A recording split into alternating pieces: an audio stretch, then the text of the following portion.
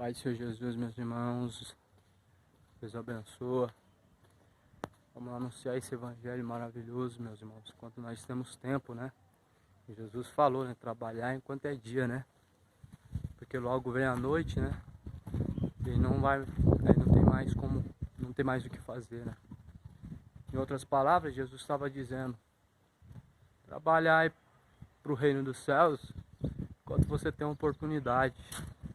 A luz é oportunidade, a luz é a vida, né? E após a morte segue-se o juízo, né? Então, quando você tem oportunidade, faz a obra de Deus, que logo o governo aí vai impedir, o governo vai tentar barrar e proibir, né? Isso não vai demorar. Então vamos trabalhar enquanto é dia, né? Tava pregando na feira ali, né, meus irmãos? Eu achei bom, né? Dessa vez a palavra foi mais aceitável, né? Mais aceitada. E por mais que o povo fica escandalizado também, meus irmãos. O povo fica escandalizado, meus irmãos. Tem palavras que a gente fala, que a gente prega, que tá na Bíblia. O povo olha assim assustado. O povo olha escandalizado. Né? E porque eles têm medo de tocar no pecado, de falar de prostituição, de falar de bebedice, falar de homossexualismo, então nem se fala, eles temem, né? Então é por isso que essa nação tá negando Jesus, né? Porque a nação covarde não faz a vontade de Deus porque tem medo, né? Eu acho que eu vou ali pregar ali agora, né, no colégio ali. Tá vendo votação? E eu vou passar anunciando o evangelho. Amém? Vou continuar aí. Neste momento é anunciado o evangelho do reino dos céus até a vós. Quero dizer a vocês que eu não estou anunciando nenhuma religião. Eu não estou aqui para falar acerca de partido político, até mesmo porque não cabe a mim falar acerca disso. Mas eu quero anunciar o evangelho do reino dos céus, conforme está escrito na palavra de Deus. Em 1 Timóteo, capítulo 2, versículo 12, está escrito da seguinte forma: admoesto, pois, antes de tudo, que se façam orações, intercessões, ações de graças por todos os homens, pelos reis, por todos que estão em eminência, para que tenhamos uma vida quieta e sossegada em toda piedade e honestidade. Ou seja, Paulo está admoestando que façamos orações pelo nosso governo. O interessante é que nós venhamos orar pelo nosso governo, para que não venhamos ser presa na mão deles, para que não venhamos a sermos enganados por eles e nem perseguidos por eles. Então é por isso que Paulo está falando que nós devemos orar pelo nosso governo, para que não tenhamos uma vida plena e reta nas mãos de Deus. Vamos ver também o que está escrito em Atos capítulo 5, versículo 29. Está escrito da seguinte forma: Atos capítulo 5, versículo 29. Porém, respondendo Pedro e os apóstolos disseram: mais importa obedecer a Deus do que aos homens. Então é melhor obedecer a Deus do que aos homens, porque o homem, ele falha, o homem, ele erra, o homem muitas vezes anda em caminhos enganosos. E também Salmos capítulo 33, versículo 12. Salmos capítulo número 33, versículo 12. Está escrito assim na palavra de Deus: bem-aventurada é a nação cujo Deus é o Senhor, e o povo que ele escolheu para a sua herança. Agora fica essa pergunta. A Bíblia diz que feliz é a nação cujo Deus é o seu Senhor, e pois ele nos escolheu para a sua herança. A pergunta é: será que Deus, ele tem sido o Deus dessa nação? Será que essa nação tem andado conforme os caminhos de Deus? Será que essa nação tem realmente andado conforme Cristo Ele quer? Porque a Bíblia diz que bem-aventurada é uma nação, a nação cujo Deus é o Senhor. E no livro de Salmos também, capítulo 114, versículo 15, está escrito da seguinte forma. Quero dizer para vocês, meus amados, que eu não estou anunciando nenhuma igreja, é a palavra de Deus a qual eu trago aqui nesta manhã. E nem estou aqui para falar de política, porque agora todos já estão com o seu pensamento formado e espero que façam da maneira correta. Está escrito assim, na palavra de Deus. Filipenses, vamos ver o que diz em Filipenses 3, capítulo de Filipenses, capítulo 3, versículo 20. Mas a nossa cidade está nos céus, donde também esperamos o Salvador, o Senhor Jesus Cristo, que transformará o nosso corpo abatido para ser conforme o seu corpo glorioso. Ou seja, Jesus está falando, olha, a nossa pátria não é a terra, a nossa pátria que nós defendemos é os céus. Por quê? A promessa de Cristo não foi que estabelecesse na terra longos dias, mas Ele deixou uma promessa de nos levarmos para a nossa pátria que é os céus. E é por isso que Ele diz, buscai o Senhor enquanto se pode achar, invocar enquanto Ele está perto. Então nós devemos defender uma só pátria, um só governo, o governo de Deus. É esse governo que nós devemos defender, o governo de Deus, o governo de Cristo na terra. E para Deus governar sobre a sua vida, você tem que deixar com que Ele opere. Seu coração tem que estar aberto para que Deus assim opere. Pois a Bíblia diz, eis que estou à porta e bato. E se alguém ouvir a minha voz e abrir a porta, eu entrarei dentro dele, farei morada. Então veja que para Deus governar a tua vida e tudo ir bem na tua vida, você tem que deixar Jesus Cristo entrar. No livro de Tito capítulo 3, em versículo 1 e versículo 2, está escrito da seguinte forma. Tito capítulo 1, versículo 2. Tito capítulo 3, versículo 1. Admoestos a que se sujeitem aos principados e às potestades, que lhes obedeçam e estejam preparados para toda boa obra. Ou seja, aqui está uma exortação que nós venhamos a nos sujeitar aos principados e potestades que obedeçam a palavra de Deus.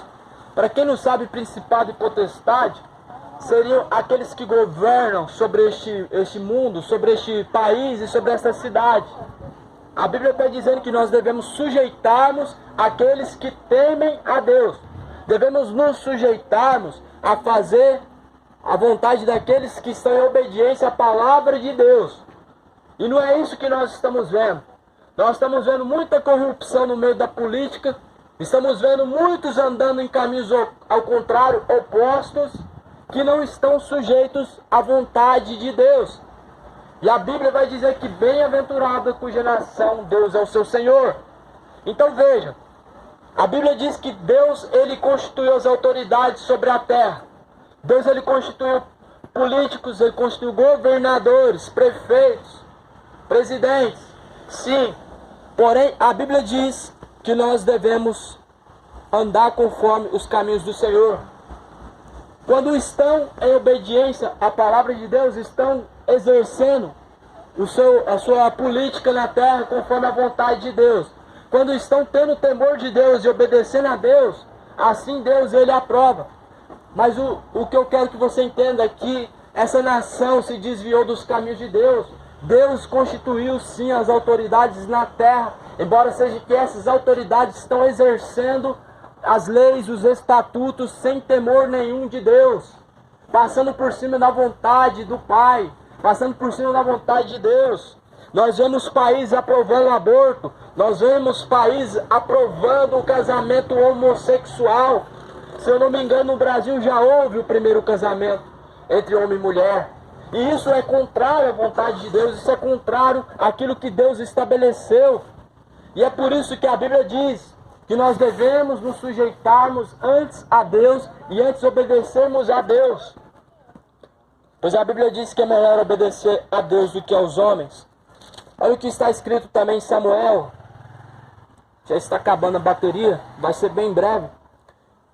Livro de 2 Samuel, capítulo 23, e versículo de número 3, está escrito da seguinte forma.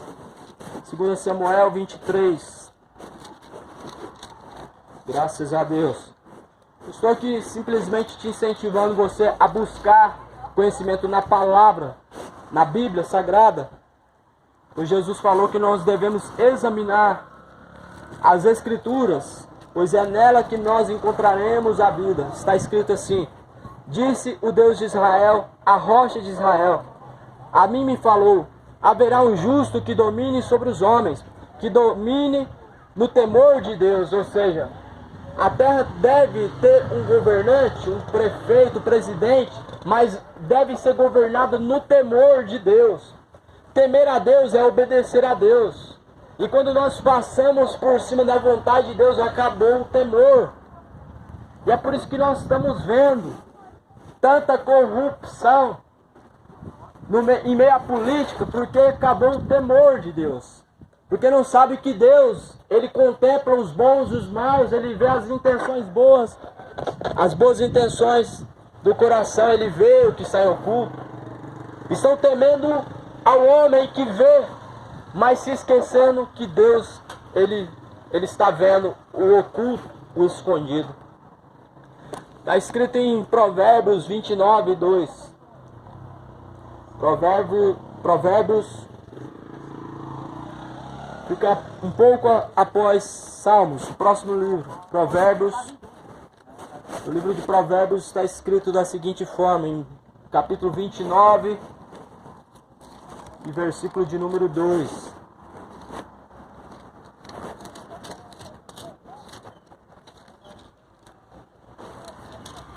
Quando os justos se engrandecem, o povo se alegra.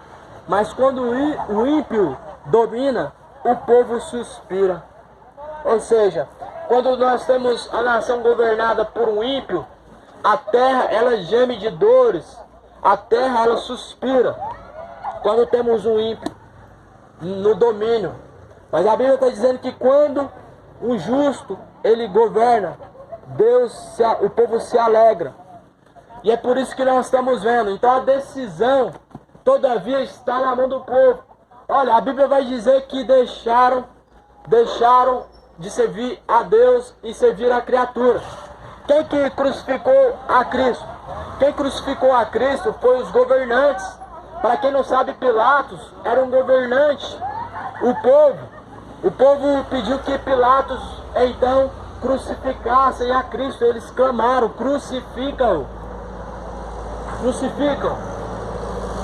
O que eu estou trazendo aqui não é apologia, não é te colocando contra a política, porque eu entendo na Bíblia Sagrada que Deus constitui sim as autoridades, mas nem todos os que estão no poder, nem todos que estão a exercer esse cargo estão agradando a Deus e não estão fazendo a vontade de Deus.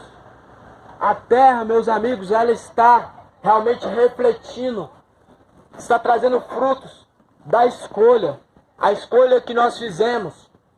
Porque a Bíblia diz que nós plantamos e colhemos, estamos debaixo de uma lei da semeadura, na qual aquilo que o homem semear, isso ele ceifará. Para quem não sabe, as suas decisões e escolhas são uma semeadura, e o fruto é a consequência que nós vamos ver no decorrer desta jornada. Bom, para poder aqui finalizar, eu quero dizer a vocês que Jesus Cristo está voltando. É tempo de se arrepender, é tempo de deixar o homem seus maus caminhos, porque é chegado o reino dos céus. Todavia Deus anunciou que a nação, que o mundo se arrependesse dos seus maus caminhos para alcançar a vida. O discurso de Pedro, o primeiro discurso após a morte de Jesus, foi arrependei-vos e sede batizados para receber o dom gratuito de Deus. Então veja que não tem como batizar sem antes ter consciência do seu pecado, porque é necessário se arrepender. Uma criança não pode ser batizada porque ela não tem ciência do seu pecado, ou seja, ela não peca, ainda tem uma mente pura, um coração limpo. E é isso que Deus requer de você, que se arrependa, que deixe os seus maus caminhos, que deixe a mentira, as idolatrias, as injustiças, a prostituição, a embriaguez. É necessário se consertar primeiro, se limpar primeiro, para poder entrar na salvação, porque assim está escrito em Apocalipse 22 e versículo 14: bem-aventurados aqueles que lavam as tuas vestiduras no sangue do Cordeiro, para que tenham direito à árvore da vida e possam entrar na cidade pelas portas. Em outras palavras, mais do que feliz é quem se arrepende dos seus maus caminhos, porque Jesus, com o sangue precioso dele, lava você de todo o pecado, ele te limpa e te purifica para que você entre na salvação. Que Deus abençoe. A minha parte foi feita aqui. Lancei a semente agora. Que Deus possa te abençoar e que todos tenham um bom dia. Na paz do Senhor Jesus.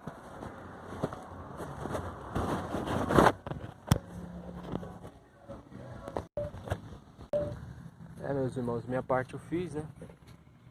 Fiz a minha parte. Tá na mão do povo agora. O que eles vão fazer de agora adiante. Ouviram a palavra de Deus. Alguns ficou escandalizado, né? O povo fica escandalizado com tudo hoje em dia. Não tá acostumado com o evangelho light, né? Fica escandalizado. Embora seja que eu peguei leve ali ainda, né? Para poder fazer eles entender a palavra de Deus, né? A gente tem que se fazer de fraco, como o Paulo fez, né?